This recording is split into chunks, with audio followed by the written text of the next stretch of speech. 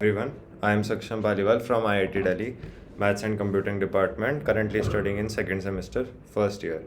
So today we will study the operation on limits, continuing the previous lectures. So this is from calculus course. So what is its industry relevance? तो काफ़ी ज़्यादा काम आती है ये from good old days of mechanics to the modern days of relativity, quantum chemistry. हर जगह calculus का extensive use होता है. So it is necessary in every field. हमको ये सीखना चाहिए ताकि हम अच्छे इंजीनियर बन सकें. So we will start with many theorems and proofs in this course. So let us start. So पहली चीज़ें आती है कि कन्वर्जेंट एंड बाउंडेड. सो क्या ऐसा होता है कि कोई अगर सीक्वेंस कन्वर्जेंट है तो क्या वो बाउंडेड भी होगा? So yes, the answer is yes. According to this theorem, if a sequence is convergent, then yes, it will be bounded. So हम देखते हैं कैसे. So let us prove this. So if an is a sequence and its limit as n goes to infinity, that is equal to L, तो क्या होगा कि हम कोई भी रियल एप्सिलॉन चूज़ कर सकते हैं. तो मान लीजिए हमने चूज़ किया एप्सिलॉन इक्वल टू 1. ठीक है. So we choose this and then we apply the definition of convergence. We use an minus L will be less than epsilon for all small n greater than capital N. Capital N कोई constant natural number होगा जो कि epsilon की choice पे depend करेगा. जैसे जैसे epsilon छोटा होता जाएगा कैपिटल N बड़ा होता जाएगा. This we have already talked about. So अब हम क्या करेंगे, we will use an minus L plus L for an. अगर हम इस पर ट्राइंगुलर इनइक्वालिटी लगाएं. सो हमने ऐसा क्यों किया? क्योंकि ए एन माइनस एल की वैल्यू हमें पता है कि वो किससे कम है और मॉडल उसका लिमिट है जो कि कांस्टेंट है. सो ये ए एन को हमने किसी एक कांस्टेंट से लेस देन प्रूफ कर दिया. सो क्योंकि a n minus L less than 1 था और एल तो एल है ही. So we prove that mod of a n will be less than 1 plus L for all small n greater than equal to capital N. So M को हमने तो ये सारे स्मॉल एन के लिए जो कि कैपिटल एन से बड़ा है. तो अब हम क्या प्रूफ करेंगे कि जो m है हमने एक ऐसा कैपिटल M लिया जिसके लिए हम ये बोलेंगे कि वो maximum of a1 a2 a3 से an minus 1 comma 1 plus L. अब देखो सारे स्मॉल n क्या ग्रेटर देन कैपिटल N के लिए तो 1 प्लस एल है ही. अब हो सकता है उसके पहले कुछ टर्म्स हो जो कि 1 प्लस एल से बड़ी हो जाए. तो हम इंश्योर करने के लिए कि सारे an जो हैं वो m से छोटा है, हमने ये कर दिया कि ए एन किसी एम से छोटा है जो कि मैक्सिमम ऑफ ऑल दिस है. ठीक है. So finally we will conclude that जो ए एन का मॉड है वो एम से छोटा होगा जो कि फाइनाइट नंबर है, और ए वन से ए एन माइनस 1 भी फाइनाइट होंगे क्योंकि स्मॉल एन एक फाइनाइट नंबर होगा. So from this we prove that m is finite and hence a n is bounded. तो ये प्रूफ काफ़ी इंट्यूटिव था और आपको याद रखना चाहिए. Now coming to today's topic, operation on limits. So let an and bn be two convergent sequence as an converging to L and bn converging to M. अब इसके कुछ सिंपल थ्योरम्स हैं कि अगर हमने किसी कांस्टेंट को मल्टीप्लाई किया, किसी रियल कांस्टेंट को मल्टीप्लाई किया तो c of a n is equal to c into l. अब दोनों सीक्वेंस का लिमिट हम ऐड करेंगे तो a n plus b n will be equal to l plus m as n goes to infinity. Similarly for multiplication and division. अब ये हम day to day में तो यूज़ करते आए हैं पर अब हमें इसको आगे चल के भी प्रूफ करना पड़ेगा because everything needs rigorous proof. Okay. So for the first proof we will use for c equal to 0 we use c into a n equal to 0. ये तो डायरेक्ट सिंपल प्रूफ हो गया जब c 0 होगा. अब मान लो कि c 0 नहीं है, c नॉन ज़ीरो है. सो हम कन्वर्जेंस की डेफिनेशन लगाएं क्योंकि सीक्वेंस कन्वर्जेंट है. तो take epsilon greater than 0 since limit n tend to infinity a n will be equal to n. तो हमने किसी कैपिटल n के लिए ये बोल दिया कि ए एन माइनस एल जो है वो एप्सिलॉन बाई सी से छोटा होगा. अब हमने एप्सिलॉन बाई सी क्यों लिया, हमने एप्सिलॉन क्यों नहीं लिया? क्योंकि हमें फाइनली ये प्रूफ करना है कि ये जो है ये ऐसा दिखेगा. तो किसी बंदे ने इसको अच्छा दिखने के लिए यहाँ पे एप्सिलॉन बाई सी ले लिया ताकि बाद में हमें एप्सिलॉन दिखे. अगर हम यहाँ पे एप्सिलॉन लेते तो यहाँ पे मॉड सी इंटू एप्सिलॉन आता जिसको हम एप्सिलॉन डैश डिफाइन तो कर सकते थे but that does not look so simple. तो हमें कुछ ऐसे एप्सिलॉन इधर लेने हैं ताकि जो फाइनल रिजल्ट है वो हमारा एप्सिलॉन के फॉर्म में है. So we start doing this using standard text books. आप नॉर्मली भी यहाँ पे एप्सिलन ले सकते हो और बाद में सी एप्सिलन लेके उसको एप्सिलन डैश डिफाइन कर दो, कोई प्रॉब्लम नहीं है। बट क्योंकि स्टैंडर्ड बुक्स यही लेती हैं तो I will also recommend you doing this. तो after this we will multiply by mod c on both side, we will get c into a n minus c into L less than epsilon. तो ये तो limit की definition है, इससे C L जो है वो हमारा एक लिमिट जो है वो प्रूफ हो जाएगा।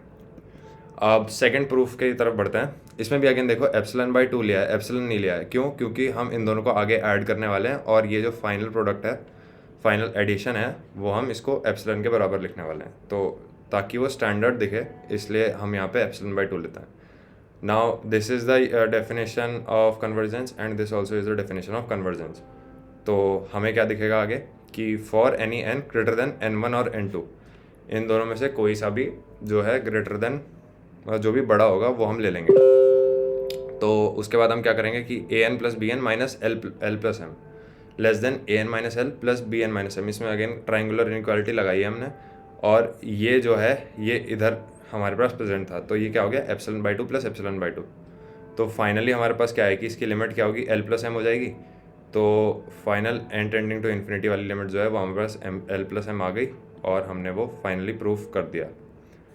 तो अब थर्ड से चीज़ें थोड़ी कॉम्प्लिकेटेड होने लग जाएंगी, तो मैंने इसकी स्लाइड्स ब्रेक कर दी थी स्मॉल पार्ट्स में।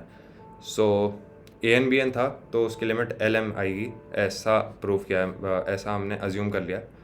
तो अब हम क्या करेंगे, हम ए एन इंटू एम जो है वो ऐड सब्ट्रैक्ट करेंगे। हम बी एन इंटू एल भी कर सकते हैं, मतलब अल्टरनेट होना चाहिए। अगर ए एन है तो लिमिट बी एन की होनी चाहिए और बी एन है तो लिमिट ए एल का होना चाहिए, ताकि ये जो है हम इसको कॉमन लेके थोड़ा सिंप्लीफाई कर सकें।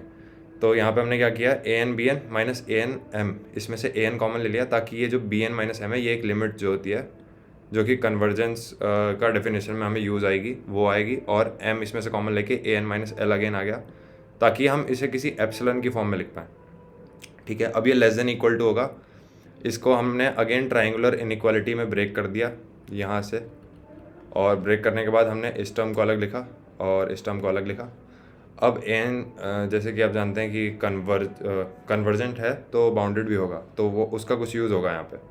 और एन माइनस एल को हम किसी एम की फॉर्म में लिखेंगे। तो जैसा कि हम स्टैंडर्ड तरीके से जानते हैं कि ये भी एप्सिलन बाई 2 कुछ आएगा और ये भी एप्सिलन बाई 2 के कुछ फॉर्म का आएगा, तो हम इसको ऐसा बनाने की कोशिश करेंगे।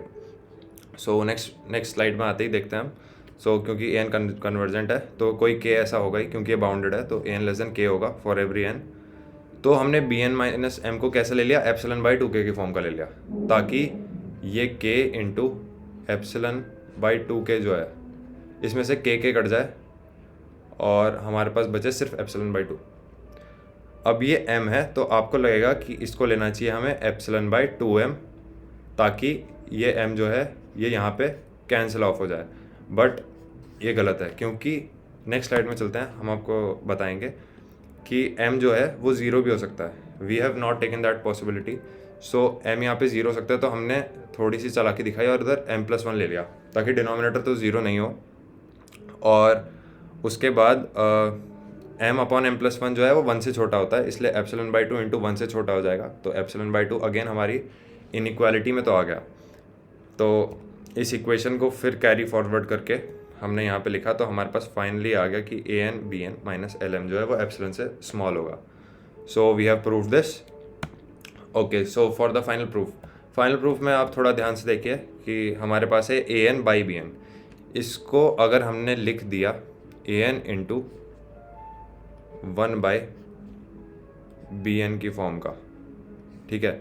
अब बी एन को कोई सी एन डिफाइन कर दिया जिसकी लिमिट 1 बाई एम है, तो हमारे पास ये चीज़ प्रूफ हो जाएगी। तो यही कुछ हमें यूज़ करना है फोर्थ प्रूफ में। तो यही है इसमें कि if we show that M not equal to 0 and limit of 1 by B n equal to 1 by n, then by previous proofs we can conclude this part. So इसको हम प्रूव करेंगे कि 1 बाई बी एन की limit 1 by M है।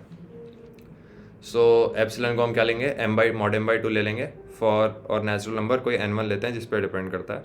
तो epsilon m by 2 हम use करेंगे। तो अब इसमें हम लोग मॉड m माइनस कर देते हैं। मॉड m माइनस क्यों कर देते हैं, ताकि हमारे पास bn की कंडीशन आ जाए, और bn माइनस करेंगे तो ये इनइक्वालिटी का साइन रिवर्स हो जाएगा, ठीक है। और उसके बाद डिनोमिनेटर में ले जाएंगे तो अगेन रिवर्स हो जाएगा। तो 1 बाई बी एन किसी चीज़ से छोटा आ जाएगा, जो कि एक लिमिट में भी होना चाहिए, जो कि बाद में हमें यूज़ आएगा।